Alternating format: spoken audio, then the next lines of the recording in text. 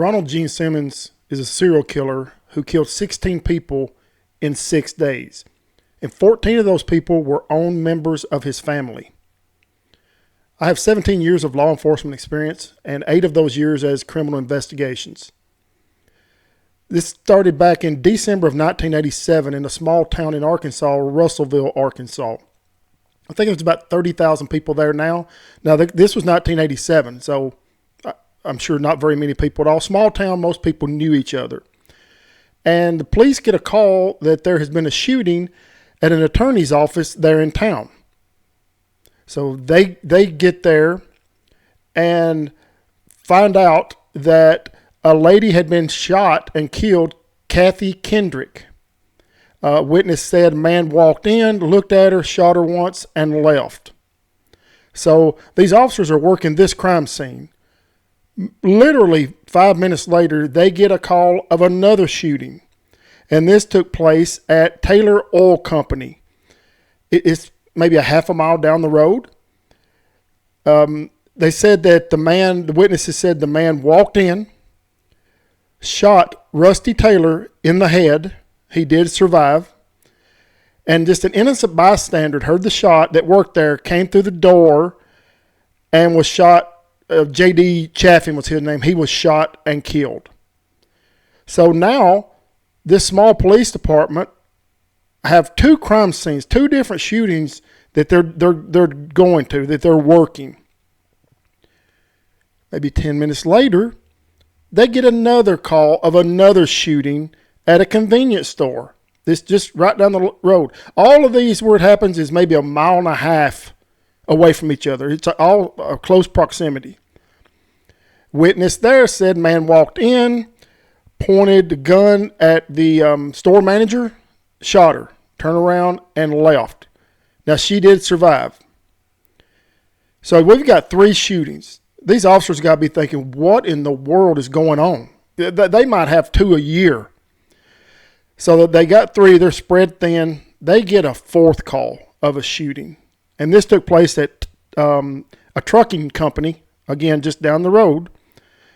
Said witnesses walked in, shot the man, and then pointed the gun at a worker there, a female worker there, and said, call the police. Tell them I'm giving myself up. I'm turning myself in.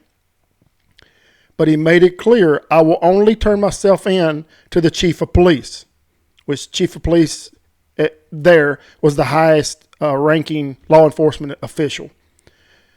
I'm not sure if Simmons knew the chief of police, but that's who he said, that's the only person I'm going to turn myself over to. So the woman calls, the chief of police shows up. Simmons goes out to him, hands over his .22 pistol, which that's where he did all this shooting with his .22 pistol, turned himself in. So now police have got him.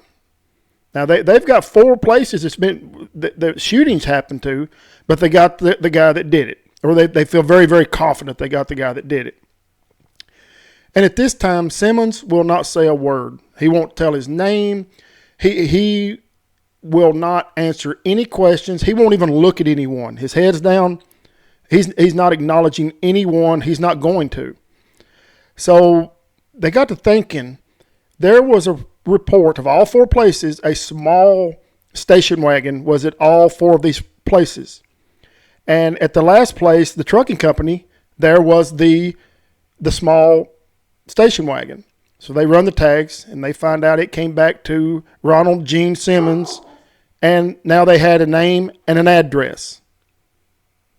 So Simmons lived in Dover, Arkansas, which I think is about 10 or 12 miles away from where they are now.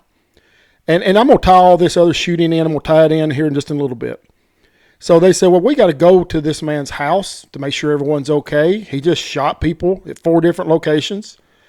And so the officers go there, and it's a really run-down house. Like no plumbing, no running water. It looks like it's about to fall down. No central heat and air. And they said there's just like junky cars, run-down junk, sitting all in the back of the house and the side of the house, and it really run-down place. So they knock at the door. No one answers. So they're walking around the residence, seeing what's going on. Is anyone here? Well, one of the officers looked in the window, and he could see that there were two people on the floor. Obviously, they were dead, and there was blood all over the walls. Obviously, they're dead. So they go and get a search warrant. They come back. They enter in the living room where they find two people laying on the floor side by side, both deceased. 23-year-old William Simmons and his wife, 21-year-old Rita. Now, this is one of the sons of Ronald Simmons. So they are dead. Now, then they go into the kitchen. They find three people dead in the kitchen. 24-year-old Sheila, 23-year-old her husband Dennis, and a 7-year-old Sylvia. Now, Sheila is the daughter of Ronald Gene Simmons. But here's where it gets a little weird. Simmons had been having sex for years with his daughter Sheila, and Sylvia is actually his daughter also through incest. It's getting crazy here. So, police, we've got 5 people dead in this house. So the police are like, well, we got to look around. So they're looking around, going everywhere, and they find 2 big pieces of tin, like on a tin roof of a barn or a house or something. And they move them out of the way, and this ground had been dug up recently. So, of course, they start digging, and they find 7 bodies in the ground in this hole. Now, the weird thing about it, the bodies had kerosene poured all over their bodies. And the only thing I can come up with maybe to slow down the decay process of a body, but then it would be like rocks, barbed wire, dirt on top of that. More rocks, more barbed wire, more dirt on top of that. And it's determined that he did that so animals wouldn't be able to get to the bodies. So the police are continuing to look. I mean, oh my gosh, do we have more people? So they looked in 2 of the trunks of the cars, the old abandoned cars that were there, and found 2, I guess you call them infants, around 2-year-old. Michael, and I could not find out the other 2-year-old's name, but they were both grandchildren of Ronald Simmons, and they were wrapped up in garbage bags. That's where he had put them. Now, this all started back in December the 22nd, 1987. 6 days earlier is when this all started. Simmons gets up that morning, walks in the bedroom, and shoots and kills his wife, Becky. And he shot her once. Then he goes to the other bedroom. His other son is there, Ronald Simmons Jr. He shot him once in the head and once in the chest. Well, there's a little 3-year-old girl there. It's Ronald Simmons Jr.'s daughter.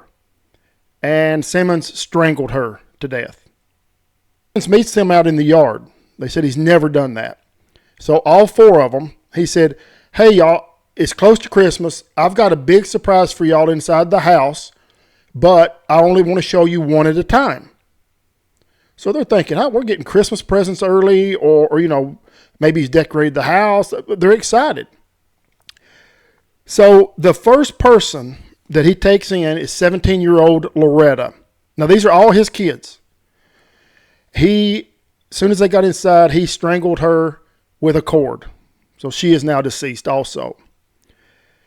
Next is Edie, Marion, and Becky. One at a time, he took them inside and strangled all of them with the same cord. So at this point, he's killed his wife, 5 of his kids, and a grandkid. And they're all just laying in the floors. They said there's blood all over the walls. Well, December the 26th, this was the 23rd that he killed these people. So December 26th, it was planned that a couple of his other kids, I don't know how many he had in total, were coming over the day after Christmas for, I guess, Christmas celebration, food, I don't know what, but it was already determined. And this was before cell phones. Of course, they couldn't communicate. They couldn't, hey, why is mom not answering her cell phone? None of that. Actually, at this house, they didn't even have one of the old school regular phones. They had no phone, no communication whatsoever. So the first to come is, so the 7 that they found buried out back were his wife, the 5 kids, and his granddaughter. So no one's dead in the house at this time. But the other people are coming on the 26th. So Rita and her husband William are the first 2 to get there. Rita goes in first. He shot her twice, killed her. Well, her husband William runs in, and Simmons shot him once in the back of the head. And he's still using this 22. That's what he killed everyone with, the 22. There was a 20-month-old that they had, and Simmons had drowned this child in a rain barrel, a 55-gallon rain barrel. Sheila, Dennis, and Sylvia are the next to come in. He fatally shot all of them. So there are 5 people in this house for 2 days, dead. They're laying there dead. And it's Simmons, all he did. I mean, he sat around and he ate, he slept, drank a lot of beer, and just hung out with these dead people laying around. Well, now I'm going to take it back to why the shootings at the beginning at the 4 different locations. The reason that Simmons went to the attorney's office and shot and killed Kathy Kendrick is that he was infatuated with her.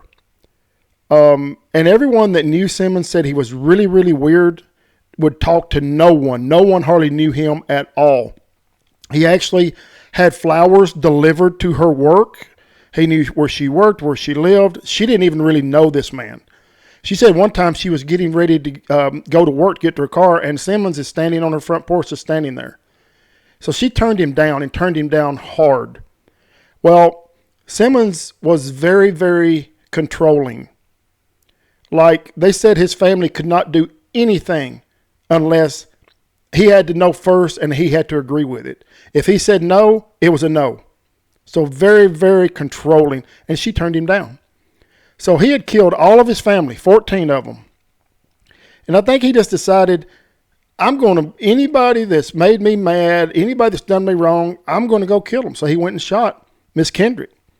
Now, the reason he went to the oil company and shot Rusty Taylor, which survived. Rusty Taylor owned the convenient market where at one point Simmons was the night manager. He didn't like Taylor. He didn't like anyone telling him what to do, bossing him around. So he went and shot him, but he did survive. And the J.D. Chaffin, he was just an innocent bystander that unfortunately had gotten killed. Then he went to the convenient market. Remember that? Shot the day manager. Shot her because he wanted to be the day manager and she wouldn't switch with him. Yeah. Then at the truck company, I'm not really sure why he went there. I couldn't find that information out. So I read something where maybe all of this started. That his wife, Becky, wrote a letter to her sister. And it said something like, I'm going to leave him and take all the kids, all the children. I don't know if Simmons saw this note or someone told him about it, but this is just where he lost it. Because he has to be in control, and she was taking control and going to leave him and take all the kids. He did go to trial. He was awarded the death penalty, which I don't know your beliefs of death penalty or not, but if it was ever for anyone, it's for this man right here. He was executed June of 1990. If you like these type of true crime videos that I'm doing, I'm going to do a lot more of them. Please subscribe to my channel, like my videos, and tell your family and friends.